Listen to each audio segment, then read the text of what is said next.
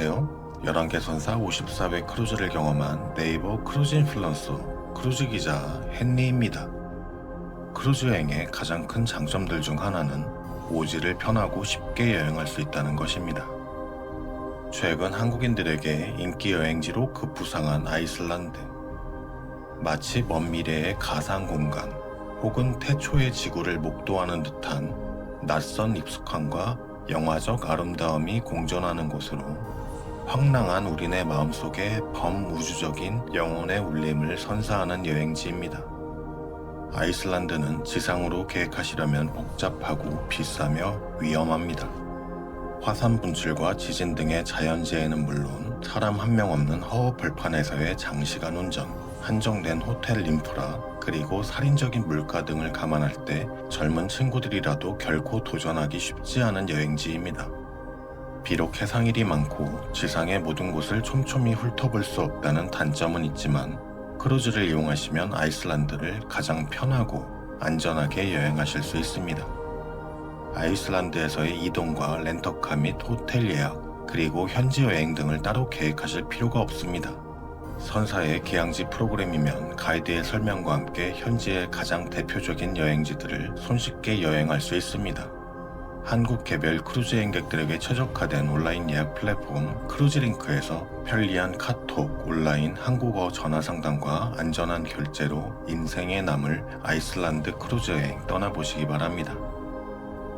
제가 탑승한 선박은 MSC 크루즈사의 13만 9천 톤급 최대 승객 약 4,000명의 프레지오사호였습니다. 아이슬란드는 다양한 선사의 일정이 있으니 아래 더보기란의 링크를 통해 일정에 대한 자세한 정보와 각 선박들의 현 시점 최저가를 확인하시기 바랍니다. 참고로 이번 아이슬란드 영상은 멘트를 최소화하고 여러분들이 직접 여행하시듯 창밖을 바라보시는 아이슬란드의 모습을 그대로 담담히 담아낼 예정입니다. 지중해처럼 가이드의 설명이 필요 없습니다. 마치 대가의 예술품처럼 아이슬란드 대자연이라는 예술품의 해석은 여러분들의 몸, 여행의 동행인은 오롯이 여러분들 자신입니다. 그럼 이제 크루즈 탑승지인 독일 함부르크로 출발합니다.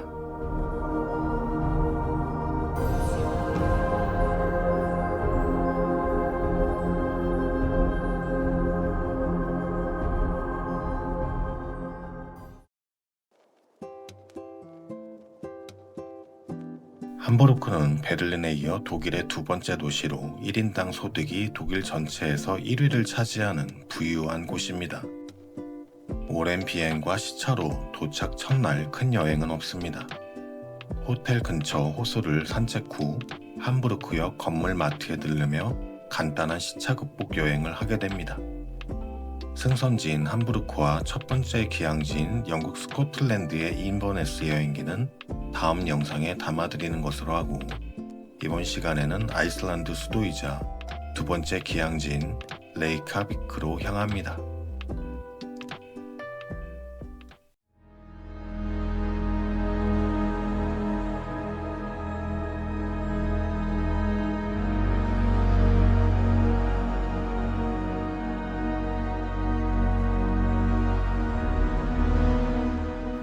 인구 약 40만 명의 국토 면적은 대한민국과 비슷한 아이슬란드. 수도 레이카비크에는 약 14만 명이 살고 있습니다. 아이슬란드는 한겨울에도 아주 춥지 않으며 한여름에도 아주 덥지 않습니다. 7월 말 8월 초에도 낮 최고 기온이 15도 안팎인데 날씨가 변덕스러워 비가 오거나 바람이 불면 10도 정도까지도 내려갑니다. 한여름이라도 꼭 긴팔옷과 경량 패딩, 그리고 우산을 챙겨가시는 것이 좋죠. MSC 프레지오사호는 레이카비크에 오전 10시에 도착해 이튿날 오후 6시까지 1박 2일 오버나이트 일정입니다. 이 일 동안 아이슬란드의 수도와 인근 유명 여행지를 여행할 수 있는데 아이슬란드 크루즈 여행의 하이라이트 중 하나라 할 수 있습니다. 레이카비크 크루즈 터미널에서 시내까지 무료 셔틀버스가 운영됩니다. 오전부터 오후 6시까지만 운영되는데 시내의 모든 상점가도 오후 6시쯤이면 모두 문을 닫습니다. 근교 1박 2일 여행을 따로 계획하시지 않는다면 첫날 여행은 선사의 기항지 상품을 오후 늦은 것으로 예약하시고 오전에는 레이카비크 시내를 여행하시는 것을 추천드립니다. 선사의 기항지 상품을 오후의 것으로 예약하시면 여행 후 밤늦게 전용 버스로 귀선할 수 있기 때문에 하루를 꽉 차게 여행하실 수 있습니다. 셔틀버스는 터미널에서 출발하여 국립오페라와 교향악단이 상주하는 콘서트홀 겸 컨퍼런스 센터인 하르파까지 운영되는데 편도 기준 약 15분에서 20분 정도 소요됩니다. 유리로 된 벌집 모양의 외관과 내관이 특징입니다. 셔틀버스 내리시자마자 딱 10분 정도 내부 관람하시고 외부에서 기념사진 정도 찍으실 만합니다. 아이슬란드 화폐 크로나는 한국 원화 환율과는 시기마다 변동이 있지만 금액 뒤에 0 하나 더 붙이시면 이해하시기 편합니다. 예를 들면 아이슬란드 생수 한 병에 400크로나입니다. 약 5,000원이죠. 환율 이해가 편하고자 하시고 현지 물가가 너무 다 비싸서 강남에 빌딩 몇 채 가지신 분들도 혀를 내두르시며 아무것도 안 사십니다. 이곳 하르파에서 바로 메인 스트리트까지 가셔도 되고 서진인에 등장했던 건물도 들러서 가시면 좋습니다. 이곳을 시작으로 랜드마크인 할그림스키르카 대성당까지 모두 레이카비크의 메인 스트리트입니다.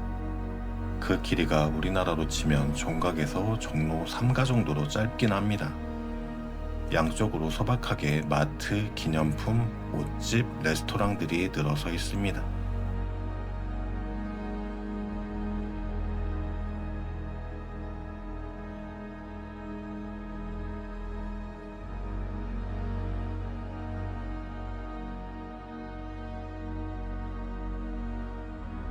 물가가 워낙 비싸서 이곳 레스토랑도 크루즈 선내와 비슷한 음식들임에도 2인에 10만원 이상 합니다.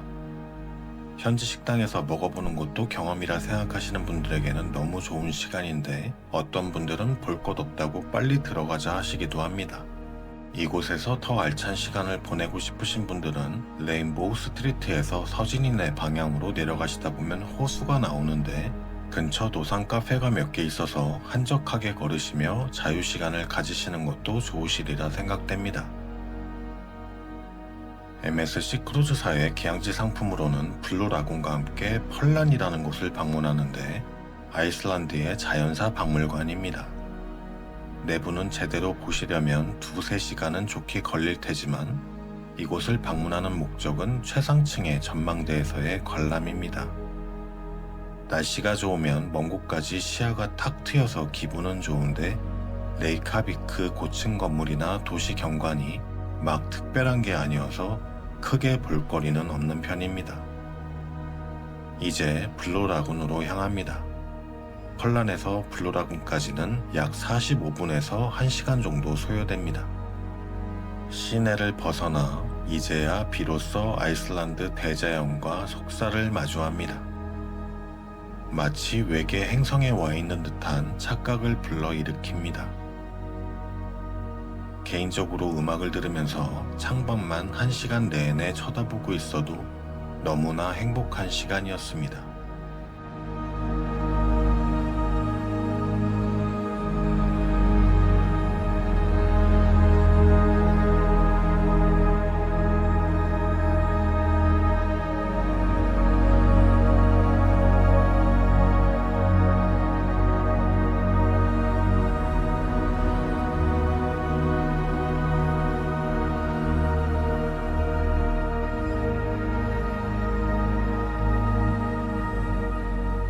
여러분들이 아이슬란드 여행에서 가장 기대하시는 곳들 중 하나, 이제 바로 블루라군 온천입니다.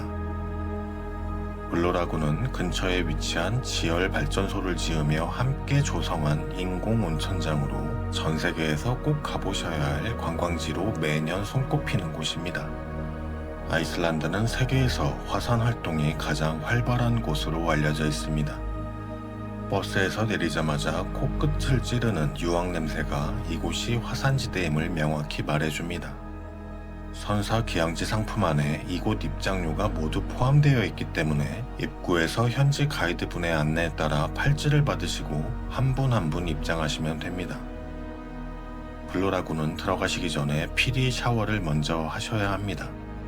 수영복 입으신 채로 간단히 씻으신 후 1층으로 내려가시면 야외 온천 욕장이 나옵니다. 다리가 있어 구역으로 몇 개 나뉘어져 있지만 온천 욕장은 크게 하나라고 생각하시면 됩니다. 여러분들의 입장권에는 음료 한 잔과 머드팩이 포함되어 있습니다. 온천욕 후에 피로도 엄청 풀리고 피부도 엄청 좋아집니다. 하지만 그게 불과 3-4시간밖에 못 간다는 게 함정이죠. 이제 개운한 몸과 마음으로 MSC 프레지오사우로 귀선합니다. 자, 레이카비크의 두 번째 날은 과연 어떤 여행이 기다리고 있을까요? MSC 프레지오사우는 13만 9천 톤급 중대형급 크루즈 선박으로 최대 승객 3,959명, 추가 베드 포함 시 4,345명이 탑승 가능합니다. MSC 크루즈사가 2008년부터 선보인 판타지아 클래스 선박들 중 마지막 네 번째로 2013년에 출시되었습니다. 이후 MSC 크루즈사는 선박 규모를 대폭 키워 실사이드 클래스, 메라비글리아 클래스, 그리고 가장 최근에는 21만 톤급 월드 클래스 등 초대형 크루즈 선박 건조에 집중하고 있습니다. 소수정의 초고소득층을 타깃으로 하는 럭셔리급 크루즈 선사가 아닌 이상 이제 13만 톤급 선박을 출시할 선사도 없습니다. 크루즈 경험이 많은 이들이 모인 해외 크루즈 포럼 게시판에는 10만 톤급 초반대 선박을 선호하는 이들이 많습니다. 선박 규모 덕분에 정박할 수 있는 항구가 많아 새롭고 다양한 일정들이 많습니다. 비교적 적은 승객수로 승하선이 원활하며 선내가 비교적 평안합니다. 13만 9천 톤급 MSC 프레지오사우는 MSC 크루즈사의 고질적인 문제점인 선박 규모에 비해 탑승객이 너무 많다는 점과 음식이 너무 이탈리아식이라는 점만 제외하면 위의 요건을 모두 충족시킵니다. 다만 2013년에 출시된지라 선내 곳곳에 세월의 흔적이 느껴지는 것은 어쩔 수 없습니다. 만약 MSC 이외에 다양한 아이슬란드 일정들과 현 시점 최저가를 확인하고 싶으시다면 더보기란을 확인하십시오. 한국 개별 크루즈 행객들에게 최적화된 온라인 예약 플랫폼 크루즈링크의 일정들을 통해 편리한 카톡, 온라인, 한국어 전화 상담과 안전한 결제로 인생에 남을 아이슬란드 크루즈 여행 떠나보시기 바랍니다. 이제 레이카비크 2일차 투어로 골든 서클 투어에 나섭니다.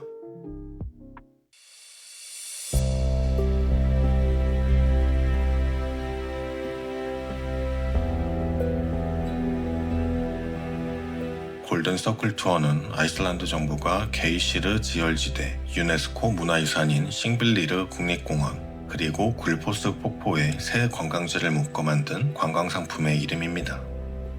골든 서클이라는 이름에는 특별한 의미는 없습니다.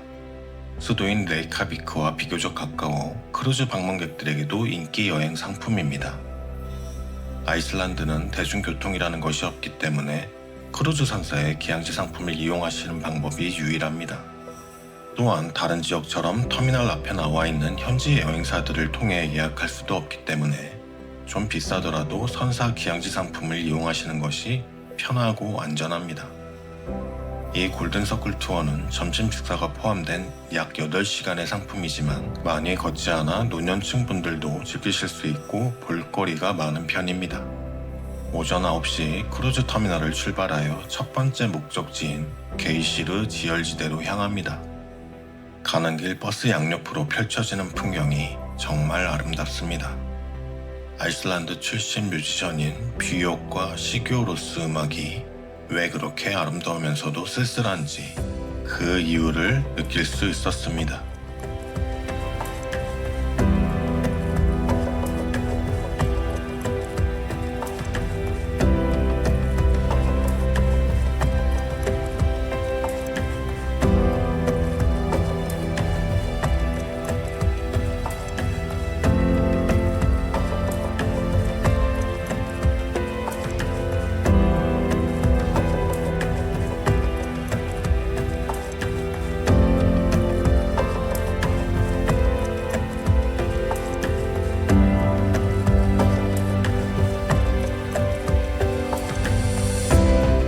크루즈 터미널에서 게이시르까지는 편도 1시간 30분 정도 소요됩니다.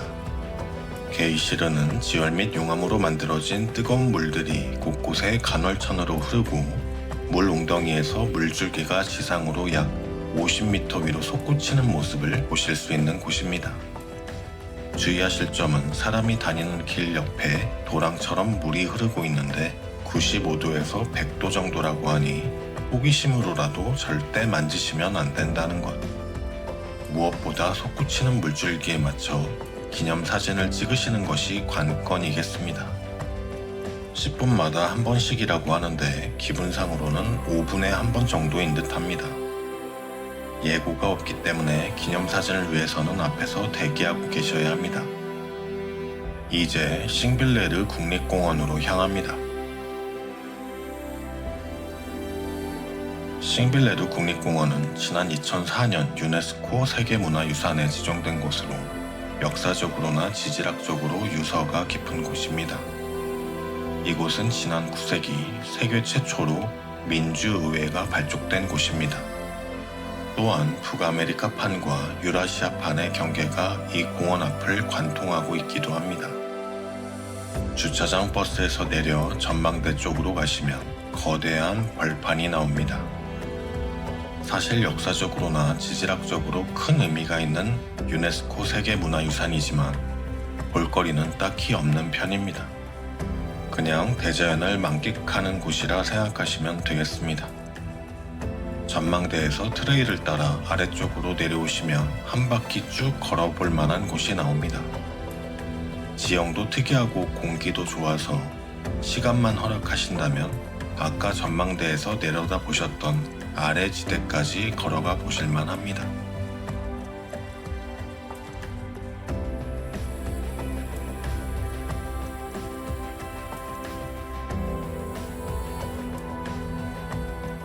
이제 마지막 방문지인 굴포스 폭포로 향합니다. 우선 버스에 내리자마자 굴포스 폭포를 관람하러 갑니다. 평지를 10분 정도 걷다가 갑자기 계단이 나오면서 땅 전체가 아래로 완전히 꺼진 모습에서 거대한 폭포가 나옵니다. 정말 그 웅장함에 한동안 말이 안 나옵니다.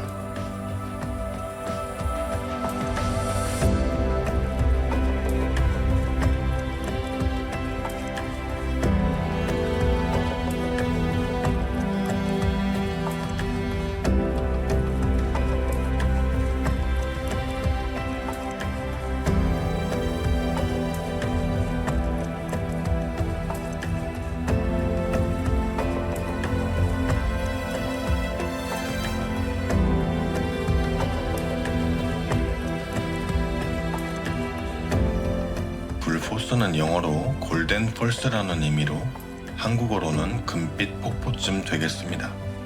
흡이타 강에 포함된 약간의 흙 성분이 금색을 띠는 것처럼 보여서 붙여진 이름이라고 하네요. 폭포 관람 시간이 1시간인데 주차장에서 저 폭포 앞까지 천천히 걸으시면 30분 정도 잡으셔야 합니다. 선사 기항지 상품도 패키지이니 아쉬운 부분은 있습니다. 가만히 앉아서 한두 시간 이 장관을 바라보고 싶었지만 시간이 한정되어 있죠. 폭포 앞쪽은 물이 많이 튀니 방수가 되는 스포츠웨어를 입고 오시는 것이 좋습니다. 이제 모든 일정을 마치고 귀성길에 오릅니다. 최근 들어 크루즈 여행지로 아이슬란드가 큰 인기입니다. 새로운 여행을 계획하시는 분들은 이 영상을 참조하셔서 멋진 아이슬란드 크루즈 여행 만들어 보시기 바랍니다. 수도 레이카비크에서 1박 2일을 보낸 프레지오 사원은 두 번째 기항지 이사피오르디르에 오전 7시부터 오후 7시까지 기항합니다. 아침에 일어나서 창밖과 오픈덱을 바라보면 마치 화성에 크루즈 타고 온 느낌입니다. 크루즈가 접안한 항구 주변으로 엄청난 높이의 피오르드 협곡이 둘러싸고 있어 감탄사가 절로 나옵니다. 근데 좀 있다 보면 항구 옆에 아주 작은 마을이 있고 문득 드는 생각은 여기에 뭐 볼 게 있을까 싶습니다. 주변까지 합쳐서 인구 2,600명.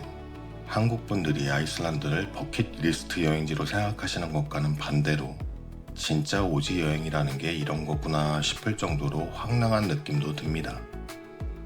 일단 아이슬란드는 한국인이 거의 살지 않는 곳이기 때문에 크루즈로 여행 오시면 선사 기항지 상품을 이용하시게 되는데 워낙 물가가 높은 곳이라 환율까지 겹쳐 가격이 매우 높은 편입니다.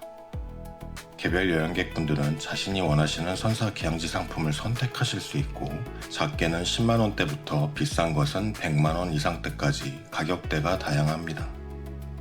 이사 피오르디르에서 한국분들에게 가장 대중적 여행지는 바로 다인잔디 폭포 관람인데 선박에서 왕복 3시간 정도로 짧은 프로그램입니다. 일단 이사 피오르디르 동네 산책을 나서봅니다. 나서나면 기념사진 스팟과 작은 박물관들이 있는 공간이 있는데 작년까지는 없던 것을 2025년부터 새로 만들었습니다. 덕분에 재작년에는 토성에 온 것 같았었는데 2025년에는 화성으로 조금 지구 가까이 온 것 같습니다. 이제 작은 마을을 산책해봅니다. 바다 주변 방파제를 따라 터벅터벅 걸으시면 특별한 것은 없지만 참 이런 곳에도 사람이 사는구나 싶습니다. 자연의 위대함과 인간의 위대함을 동시에 느낄 수 있게 되죠. 언젠가 인간이 화성으로 이주하는 날이 온다고 한다면 이런 환경 속에 살 수 있겠다는 생각이 듭니다. 이 동네 유일한 대형마트에 방문했는데 무려 불닭볶음면이 입점되어 있었습니다. 정말 한류의 힘이 대단한가 봅니다. 이곳에 사는 사람 걱정할 필요 없죠. 여행 온 사람 입장에서는 참 이런 기괴하면서도 아름다운 곳에 와볼 수 있다는 것 자체가 그래도 성공한 삶이 아닌가 하는 뿌듯함을 안겨주는 곳이기도 합니다. 점심 식사는 선박에서 하고 이제 이사 피오르디르의 대표 관광 스팟인 다인잔디 폭포를 보러 갑니다. 선박 앞에서 버스를 타고 다인잔디 폭포까지는 약 40분 정도 소요됩니다. 아이슬란드 서쪽 지역에서는 최대 규모의 폭포라고 알려져 있으며 높이는 약 100m가량입니다. 폭포가 총 6개로 나누어져 있는데 맨 위 가장 웅장한 부분을 다인잔디 폭포라 하고 아래 이어지는 소규모 폭포는 모두 각자의 이름이 있습니다. 이게 주차장에서 볼 때는 잘 몰랐는데 상층으로 올라갈수록 정말 장관입니다. 참고로 이 다인잔디 폭포 관람은 거의 등산의 개념으로 생각하셔야 합니다. 제가 백두산 천지는 안 가봤지만 뭔가 백두산 천지에 온 듯한 장엄함이 느껴지는 풍광이 펼쳐집니다.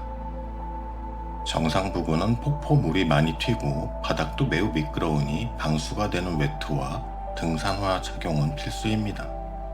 다소 짧은 시간의 기항지 투어라 조금 아쉽긴 했지만 다시 내려와 버스에 탑승하여 귀선합니다.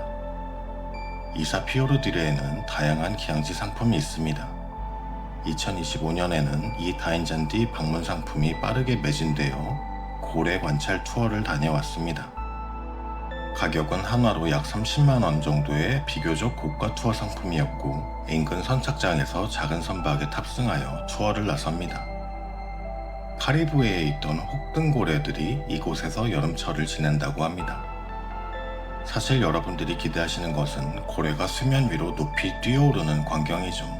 하지만 이것은 고래들이 어떤 중요한 신호를 전하기 위해서 매우 가끔 하는 행동이라 보기가 쉽지 않습니다. 위 영상처럼 가끔 숨쉬러 올라오면 등과 꼬리 정도 보실 수 있는 것이 보통입니다. 망망대해에서 고래를 만나보고 싶으신 분들은 한번 해보시는 것이 좋고 분명 소중한 경험인데 가격을 감안하면 개인적으로는 알래스카에서도 아이슬란드에서도 그렇게 추천드리지는 않습니다. 이제 이사 피오르디르와는 작별할 시간. 크루즈에서 바라보는 모습도 정말 장관입니다.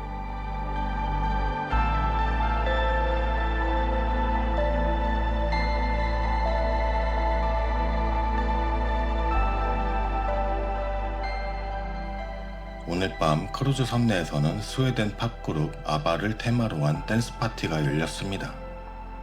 최근 로얄 캐리비안 인터내셔널에서는 90년대 테마 댄스 파티도 등장했는데 아무래도 일반 크루즈 선사들의 주 타겟층이 60대 이상이기 때문에 아직도 70년대를 테마로 한 파티가 열리고 있습니다. 분위기가 너무 열광적이어서 가만히 보고만 있어도 정말 즐거운 시간이었습니다. 이제 아이슬란드의 4일차 세 번째 기항지 아키레이리를 방문합니다. 아큐레이리는 아이슬란드의 수도인 레이카비크에 이어 두 번째로 큰 도시권을 형성하고 있는 곳이지만 도시 인구수 자체만으로는 전체 5위로 약 2만 명이 거주하고 있습니다. 아침에 일어나 오픈되게 오르니 도시 전경이 한눈에 들어옵니다. 지난 이사피오르디르보다는 그래도 도시 같아 보이긴 하지만 여전히 오지의 향기를 내뿜는 곳입니다. 아큐레이리 항구에는 총 2척의 대형 크루즈 선박이 한 번에 접안할 수 있습니다. 이곳에서 버나가까지는 걸어서 약 15분에서 20분 정도. 날씨가 좋은 날은 어디 스위스 안 부러운 풍광입니다. 걸으면서 휘파람이 절로 나오는 느낌이랄까요. 오후에 기항지 여행이 예정되어 있으니 근처 바에서 커피나 맥주를 한 잔 드시면서 여유를 부리셔도 넉넉한 시간입니다. 크루즈 선내에서 점심 식사를 하고 오후 인근 보타닉 가든과 고다포스 폭포 여행을 떠납니다. 아이슬란드는 멕시코 난류의 영향으로 같은 위도에 있는 다른 나라들보다 겨울에도 아주 춥지 않습니다. 그래서 이 오지에 어떻게 보타닉 가든이 있나 하실 수 있지만 그냥 다른 나라에서도 흔히 볼 수 있는 꽃들의 정원이 펼쳐져 있습니다. 1900년대부터 마을 주민들이 조금씩 공터를 가꾸면서 각 나라의 꽃들을 이곳에 심기 시작했다고 합니다. 그래서 현재 아이슬란드에서 살아있는 꽃들을 가장 많이 만날 수 있는 곳이라고 하네요. 이제 고다포스 폭포로 향합니다. 아큐레이리에서 고다포스 폭포까지는 버스로 약 50분을 달립니다. 그런데 차창 밖으로 펼쳐지는 모습이 정말 멋집니다. 아이슬란드는 어느 곳에 가서 무엇을 꼭 보아야겠다는 생각보다도 마음 편안하게 창밖 풍광을 관람하시는 것 그 자체가 여행입니다.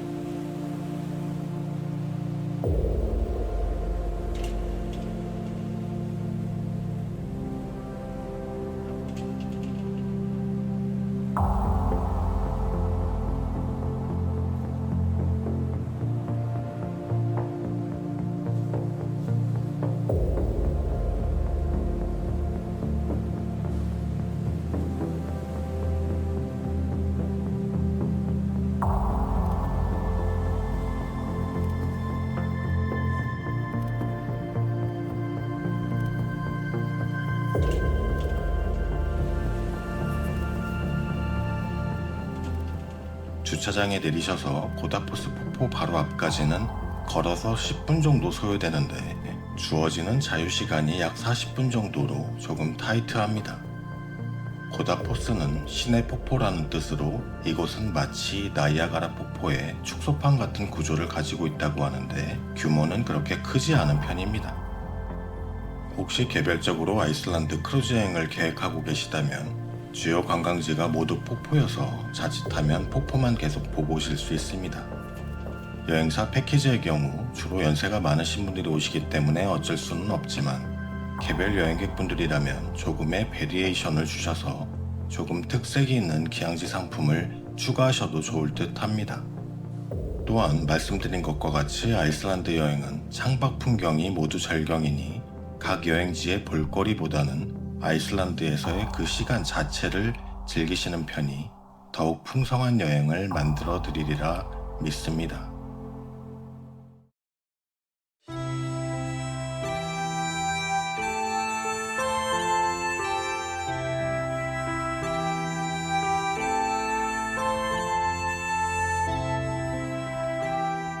인버고드는 이번 일정의 첫 번째 기항지로 탑승지 독일 함부르크에서 하루의 해상이로 도착합니다. 전체 인구가 4,000명 정도의 아주 작은 항구 마을이며 인근시 인버네스의 관문항입니다. 오후 기항지 여행 전 인버고든 시내를 산책합니다. 인버고든의 중심가 하이스트리트는 걸어서 1시간, 빨리 보면 30분이면 다 돌아볼 수 있을 정도로 작은 편입니다. 인버고드는 벽화의 도시로 알려져 있는데 이 작은 시내에만 총 11개의 벽화가 있습니다.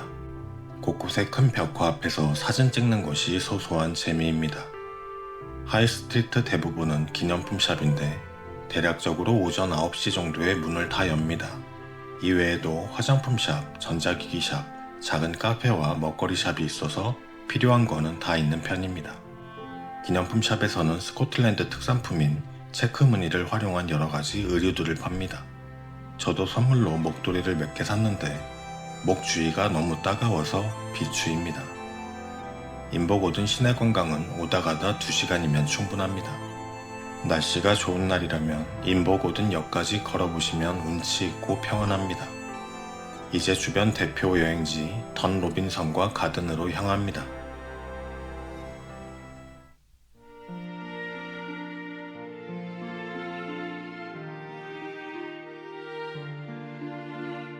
던 로빌 캐슬 앤 가든은 스코틀랜드 서들랜드에서 가장 아름다운 곳으로 꼽힙니다.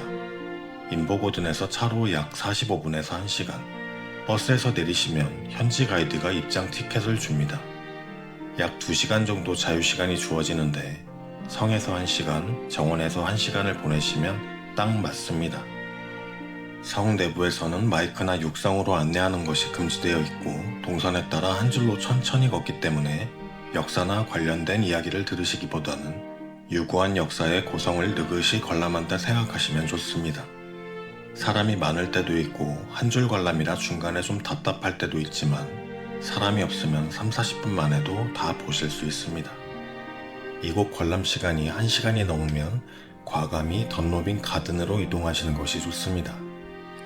던로빈 성에서 계단을 따라 쭉 내려가시면 거대한 정원이 나옵니다. 프랑스의 베르사유 궁전의 정원에서 영감을 받아 만들었다는 말이 실감 날 만큼 화려한 곳입니다. 날씨만 좋다면 갖가지 꽃들과 함께 던로빈 성을 배경으로 정말 멋진 사진을 남길 수 있습니다. 관광객들이 오는 시간에 맞춰 정원에서는 매 사냥 시범이 열릴 때도 있습니다. 귀선하는 길, 거의 나무가 없습니다. 목축업이 주 산업인 곳이기에 사방이 공원 같고 참 그림 같은 분위기입니다. 워낙 이국적이고 목가적인 풍경이어서 차창 밖 풍경만 봐도 힐링이 됩니다. 역시 귀선하는 중에는 도노우라는 도시를 파노라믹 뷰로 관람합니다. 이곳이 지난 2002년 마돈나와 가이 리치랑 결혼한 곳이라고 하네요. 참고로 인버고든 항구에서 여행할 수 있는 곳들은 이외에도 많은데 버스로 약 45분에서 1시간 거리인 인근 최대 도시 인버네스가 있습니다. 또한 네스호의 괴물로도 잘 알려진 네스 호수가 인버네스 근처에 있습니다. 도시관광과 네스호 방문을 묶은 선사 기항지 상품도 있으니 여행을 계획하시는 분들은 본인의 취향에 따라 결정하시면 될 듯합니다. 이제 이번 여정의 마지막 기항지, 영국 스코틀랜드의 오크니 제도 커크월로 향합니다. 오크니 제도는 영국 본선 북쪽에 위치한 70여 개 섬들의 총칭으로 중세 후기까지는 오랜 시간 노르웨이의 영토였습니다. 영국 영토가 된 이후에도 지금까지 영국과의 분리를 요구하는 주민들의 요구가 많지만 인구 약 2만 명 남짓의 많은 자원을 갖지 않은 탓에 그 염원은 요원하기만 합니다. 한국 분들에게는 하일랜드 파크라는 위스키로 유명한 오크니 제도, 그 중심 도시는 커크월입니다. 이곳은 의외로 봄부터 가을까지 방문하는 크루즈 선박들이 많습니다. 개인적으로는 아주 큰 볼거리보다는 내가 이런 곳도 와보네 하는 마음으로 차분히 돌아보시면 만족하실 곳입니다. 커크월 도심 산책으로 하루 일정을 시작합니다. 크루즈가 접어나는 항구는 도심으로부터 차로 약 15분 정도 떨어져 있습니다. 선사와 지자체에서 무료 셔틀버스를 제공하기 때문에 쉽게 도심을 방문할 수 있습니다. 1137년부터 300년에 걸쳐 만들어진 이 세인트 매그너스 성당은 영국에서 가장 북쪽에 위치한 대성당이라는 의미가 있습니다. 성당 내부도 나름 볼만하고 입장하셔서 왼쪽 끝까지 가시면 무료 화장실도 있어 좋습니다. 이 성당을 뒤로하고 앞에 펼쳐진 거리가 이 커크월의 가장 큰 번화가입니다. 길이 약 500m 남짓한 이 거리에는 겉으로 보기에는 별거 없어 보이지만 작은 카페부터 마트, 박물관, 지역 특산품, 기념품, 위스키 가게까지 은근히 예쁘고 볼 게 많습니다. 기항시간도 충분하니 이곳에서 2시간 정도의 자유시간을 보내도 결코 길지 않은 느낌입니다. 특히 이곳의 특산품인 하일랜드 파크 위스키는 이 거리 전문점이 있어 구매하실 수는 있는데 가격은 한국보다 조금 싼 정도입니다. 이제 선사 기항지 상품을 이용해 커크월 일대를 여행해봅니다. 생각 같아서는 위스키로 유명한 곳이니까 양조장이라도 방문하면 정말 좋을 텐데 이렇다 할 볼거리는 크게 없다고 보시는 것이 좋습니다. 바이크 투어나 걷기 투어를 제외하고는 대략 모든 상품이 2-3시간 코스이며 가장 괜찮은 상품들도 버스를 타고 창밖을 감상하며 유적지 2-3곳을 관람하는 것입니다. 버스를 타시면 약 2시간 30분 정도 섬 일대를 크게 도는데 이때 오른쪽 창가 좌석이 풍광이 좋은 편입니다. 농경이 주가 된 오크니 제도는 빌딩 숲에서만 사시던 한국분들이 보시면 평화롭고 아름다운 곳입니다. 다만 보다 보면 조금 비슷하고 날씨가 받쳐주지 않으면 절경의 느낌이 덜하기 때문에 끝에는 조금 지루한 느낌도 있습니다. 특히 약 3시간 동안 화장실을 이용할 수 없는 일정이라서 장이 안 좋으신 분들은 신경을 쓰셔야 합니다. 첫 번째 방문지는 유네스코 문화유산에 등재된 스톤즈 오브 스테니스라는 곳으로 약 5,000년 전에 이곳에 세워졌다 하는 신석기 유적입니다. 약 20분 남짓 버스가 이곳에 정차하여 자율 관람 후 버스로 복귀합니다. 두 번째 방문지, 이탈리아인들의 성당입니다. 이곳은 2차 세계대전 당시 포로로 붙잡혔던 이탈리아 병사들이 1943년부터 직접 만든 작은 성당으로 1945년 이후 버려졌다가 1950년대 그 역사적 가치를 인정받아 재건축되었습니다. 이제는 연간 약 10만 명이 방문하는 오크니제도 최고의 관광지라고 하네요. 사진에서 보시듯 규모는 상당히 작습니다. 심미적인 가치보다는 역사적인 가치가 큰 곳이라 할 수 있습니다.